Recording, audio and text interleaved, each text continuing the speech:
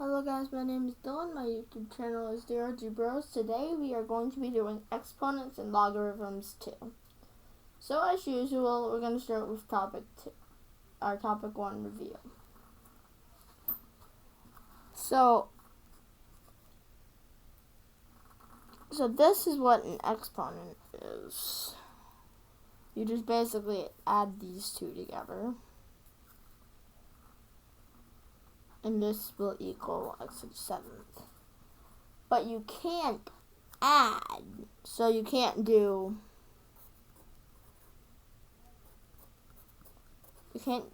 an addition symbol in between. You cannot do that. So, one really important thing to remember is this rule. So x to the m, per se, times x to the n will always equal x to the m plus n.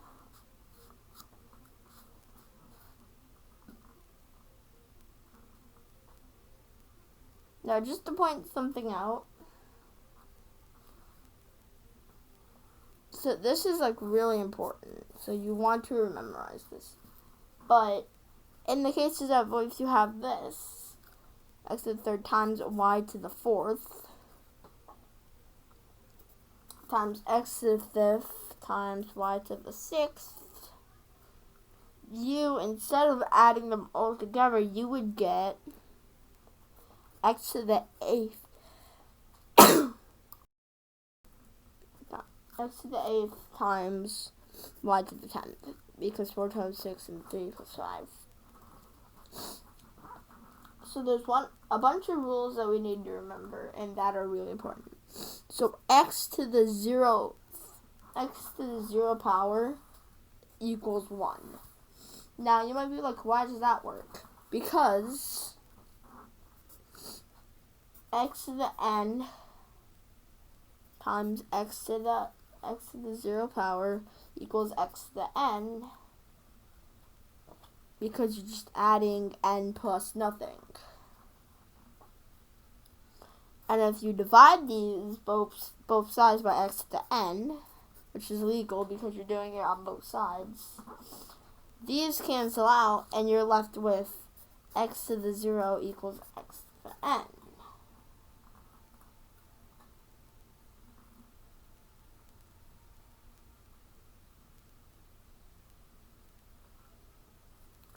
And since these equal 1, you're left with x to 0 equals 1. So this is also important. Now there's a couple more things that are also important. So x to the negative n equals 1 over x to the n. Now this is true because x to the n times x to the negative n equals x to the 0th power over n, and then we divide each side by x to the n. These cancel out, and since this always equals 1,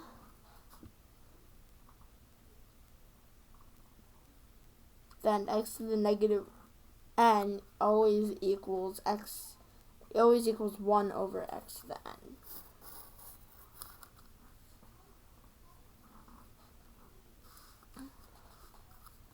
Now, one more. X to the 1/2 always will equal the square root of x. And this is true because x to the 1/2 times x to the 1/2 equals x to the 1. But what this also we can do is 1/2 is equal to the square root of x, or x to the 1/2, and then times the square root of x, which then has to equal x. So that means that 1/2 x over 1/2 is the square root of x. Now there's one more thing that we can also do. According to an Alexa Answers contributor, there are more hydrogen atoms. But, so what we can do is we do x squared, and we put this in parentheses, x squared cubed, but this is going to equal x squared, x squared, x squared.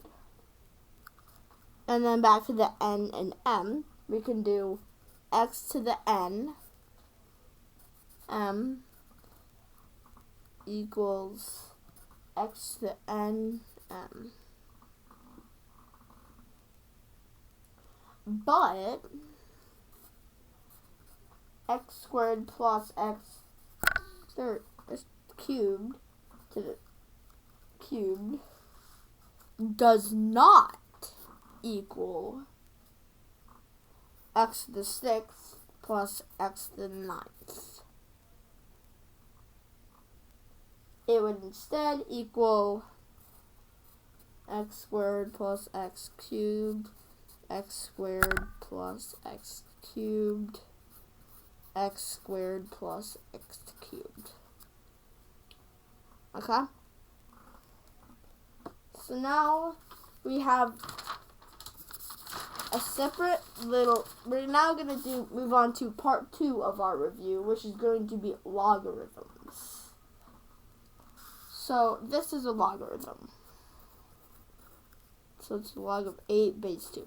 So you read it, the log of whatever this number is, in this case it's 8, base, whatever this number is, it's just going to be 2, but then this equals 3.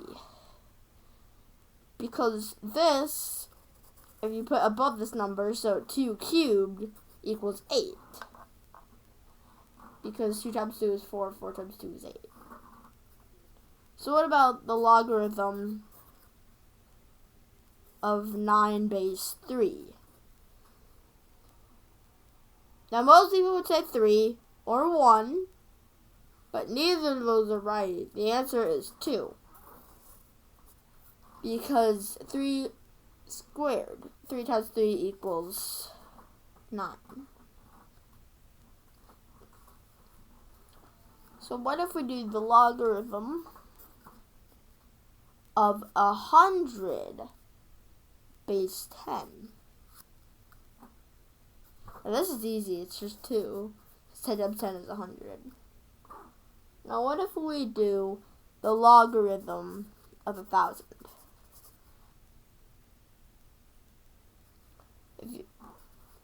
And in this case, since there is no base, it is commonly known as a 10.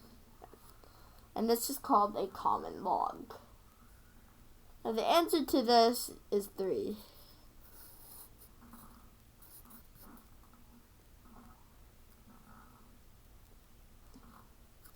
Now what about the logarithm of 1 and for 10? Now what would this equal?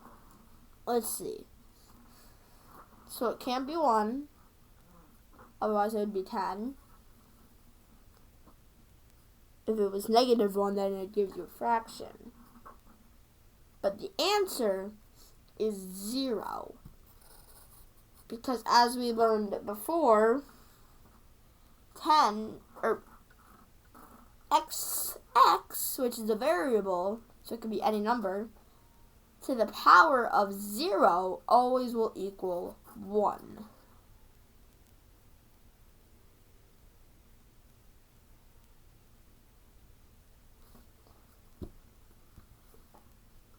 So what if we do the logarithm of negative 10 base 10? Negatives, no, give you a fraction. Positives, nope, stay positive. 0, nope, give you 1. But then what could it be? It is some imaginary number.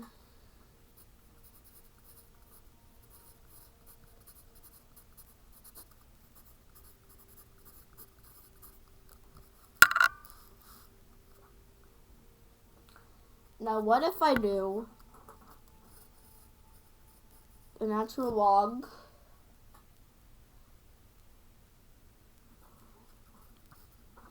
this is what's called the natural log. Now, this is just a symbol for the logarithm of 5 base e.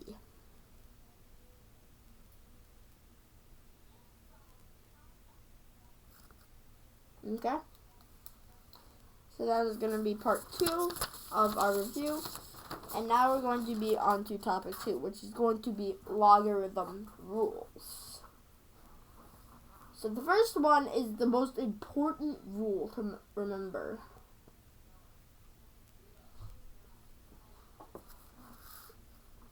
It's the logarithm of x and y. Now this is just an example. Can equal the logarithm of x plus the logarithm of y. Now this is a very important fact to remember.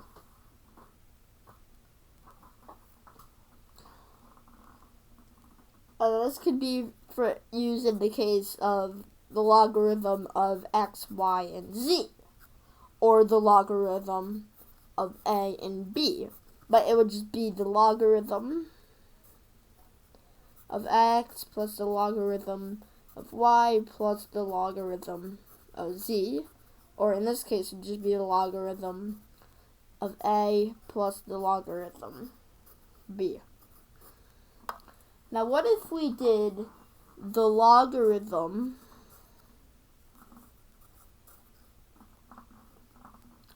of ed base 2? The base doesn't really matter because it's the logarithm of e base 2 plus the logarithm of d base 2. So it's pretty simple. And you can use this for the natural log. Natural logs of x and y would just equal natural log of x plus the natural log of y.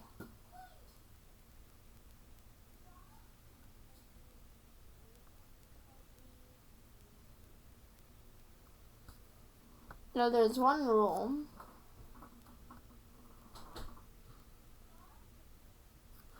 that states that the logarithm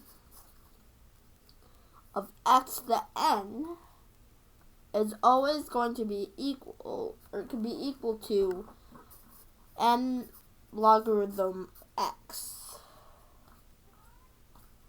And this is proven by being able to figure out that the logarithm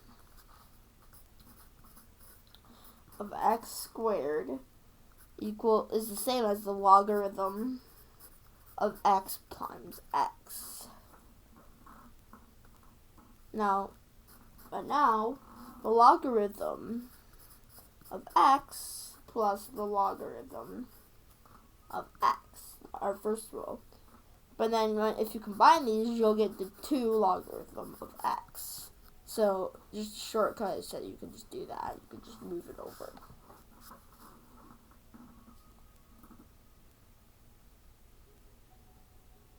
So our final rule is going to be that the logarithm of x over y, 1 is equal to the logarithm of x minus the logarithm of y. Now why? Because you basically move this y up causing it to be a negative, and then you use our rule before that splits the two, and then you use our most recent rule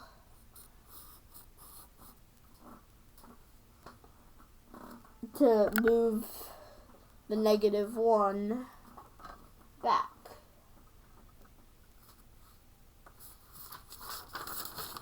So now we're going to do just a couple quick applications for the logarithm rules. So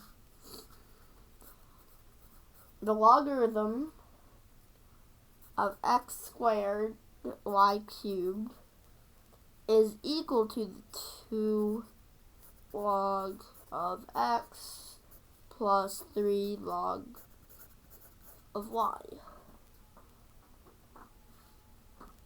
Now we can do this with 3, 4, and 5, 7, or 5, 6, so on.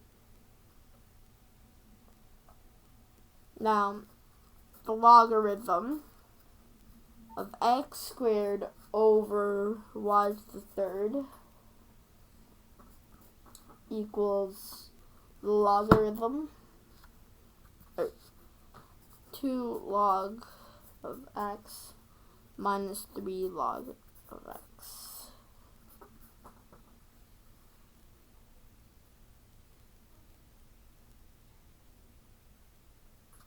And what we can also do is we can take this a step further